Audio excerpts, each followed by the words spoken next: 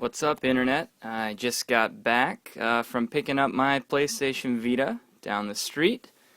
I figure I'll do an unboxing video for this stuff. There might be 100 of these on the internet by today, but there might not, so I figured why the hell not. Get this online.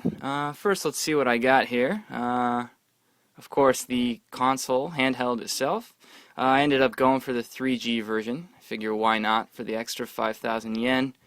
As soon as the first 3G killer app comes out, if ever, and I don't have a 3G, I'm sure I would have wanted it immediately.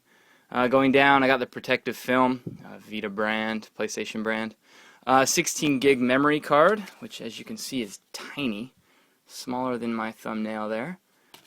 And I ended up picking up Lord of Apocalypse by Square, published by Square anyway. Big fan of Phantasy Star Online / Monster Hunter / whatever clones. I'll wait to hear some impressions of the other launch titles before I pick up anything else.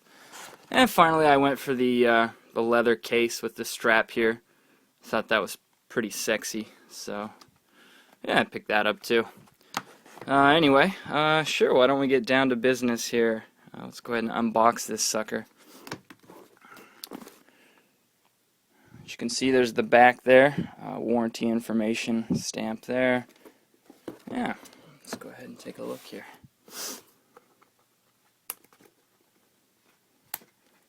Sorry, I'm trying to do this with my iPhone, so this will be a one-handed unboxing. I don't have any girls in Santa outfits like I think PlayAsia did, so sorry about that.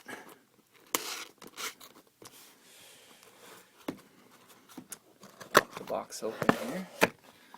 Alright, there we go. Flips up there. Welcome to the world of PlayStation. Alright, got a quick start guide there at the bottom. Pull that out. Wow, the thing looks to be about 1,000,000 pages long. Alright, well, let's flip this up first then. Under the hatch there, it looks like we have AC adapter, USB cable, and the power cord itself. I know, pretty exciting, right? At the very bottom here, Docomo Tsunagaru. That would be probably exclusive to the 3G model here, connecting to Docomo, who is the provider for the service here in Japan. I guess that would be AT&T. If you're in the US.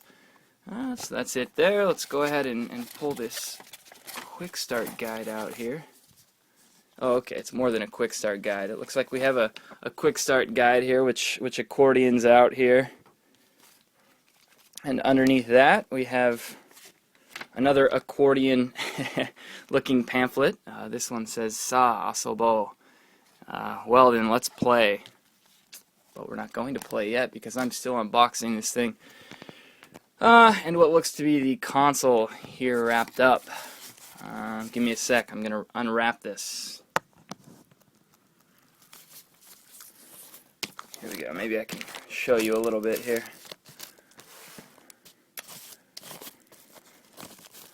Let's go ahead and pull it out.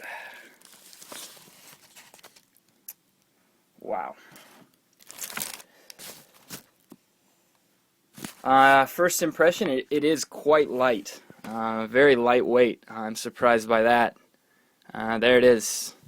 As you all know, it's sexy as hell. The thing is hot. It's pretty large for a handheld. I like that. Some people don't. I think it's nice to have a large handheld. You got a camera on the back there, the back grips, the back panel, and of course in the front we have 2 analog sticks. Here and here, they give off a little click, a little feel of a click when you move them around. I like that as well. The D-pad here, which I have heard rave reviews of. This D-pad feels really nice, especially if you're used to other handheld D-pads as of late, or even ever really. The PSP D-pad was a little strange, and I think that the D-pad on the 3DS is pretty terrible. Of course, these days we don't use D-pads as much, but for fighting games and things like that, that will be nice. Face buttons here, a little small, as I had heard they were. Yeah, let's see. Quick comparison here, at least of the face buttons. I have a PSP 1000, and the ones on the Vita, they're definitely noticeably smaller there. I'll do a little bit more comparison shot later with other systems and things, but anyway, yeah, front camera here. Select, start. Got the PlayStation button down here. If you own a PS3, I'm sure you're familiar with the PlayStation button. Yeah, so I think that's about it. Pretty damn sexy. Anything else in the box here? It doesn't look like it. Alright. Go ahead and close the box up here. For a sec, let's just move this out of the way. Why don't we do some quick comparison shots, actually. So, before I get going on anything here, here's a Vita. Let's go ahead and put a PSP 1000 next to it. You can see the Vita's longer. Face buttons are a little smaller. D-pad, here on PSP there was no center to the D-pad. Here you've definitely got a cradle rocking center and a nice click to these, whereas this has no click to it. So I think I prefer that, but depending on who you ask, my opinions might vary. Let's go over here and get my Monster 3DS. I say monster because it's in the crazy Monster Hunter cradle. I'll give you a little bit of a side-by-side, in and out, because why not? So there it is, in the cradle. Let's put it up here. In the cradle, it looks like they're about the same, lengthwise. Back this way, you got this crazy thing sticking out on the top of the 3DS. If not for that, yeah, maybe about the same. Obviously, if we pop it open, the screen on the Vita kills that thing. Of course, there are two screens. However, I mean, that screen is just humongous compared to that. So, yeah, pretty nice. I'm going to go ahead and pop the 3DS out of the cradle. Hang on just a sec.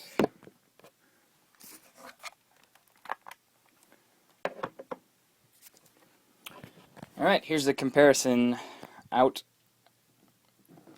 of the cradle. See if I can give you a decent... Another thing I'm surprised about, this thing is pretty thin. If you look, I wouldn't say a 3DS is fat, and this is even thinner than that, so pretty nice.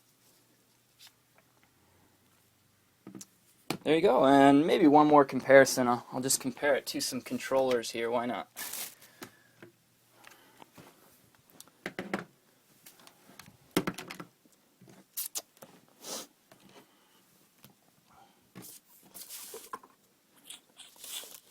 Let's see. Okay, get a little line going here. So there's the Vita.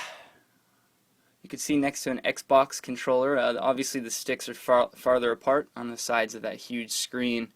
Buttons smaller again, D-pad smaller.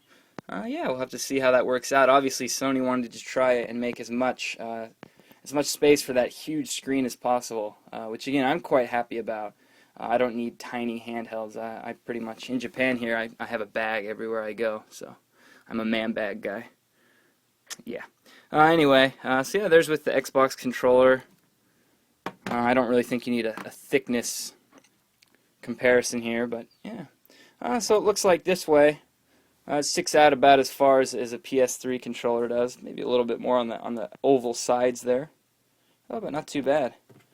Anyway, I'm going to go ahead and end this video, get it uploaded, and I'm going to get this thing up and running and probably take some more. Enjoy.